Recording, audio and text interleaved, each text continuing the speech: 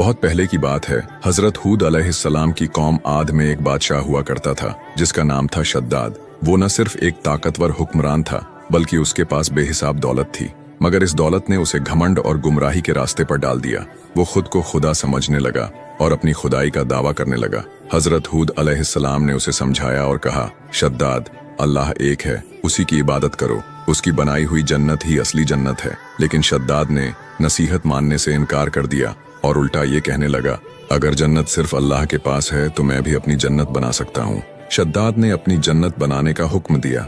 उसने दुनिया भर से सबसे बेहतरीन कारीगरों और मजदूरों को बुलवाया और उन्हें लगातार 12 साल तक काम करवाया। उसने अपनी जन्नत में सोने चांदी की ईंटों से महल बनाए, हीरे जवाहरात से जड़े हुए किले तैयार करवाए, दूध और शहद की नदियां बहवाईं, हर तरह के मीठे फल और बाग बगीचे लगवाए, रेशम और जरी के पर्दों से सजी हुई शानदार हवेलियां बनवाईं।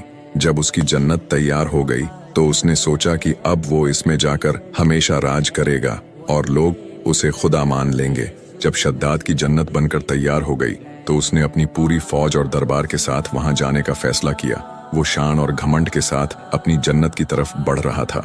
जैसे ही वो अपनी जन्नत के दरवाजे पर पहुंचा और अपने घोड़े से उतरने ही वाला था कि अल्लाह का अजाब आ गया। मलकुल मौत, मौत का फरिश्ता शद्दाद के सामने हाजिर हुआ और उसकी रूह को वहीं खींच लिया।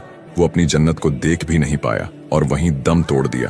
कहा जाता है कि उसकी बनाई हुई झूठी जन्नत भी अल्लाह के हुक्म से कहीं गायब हो गई। कुछ लोग मानते हैं कि वो रेत में दब गई तो कुछ का कहना है कि वो किसी उजाड़ जगह में तब्दील हो गई जहां कोई नहीं जाता।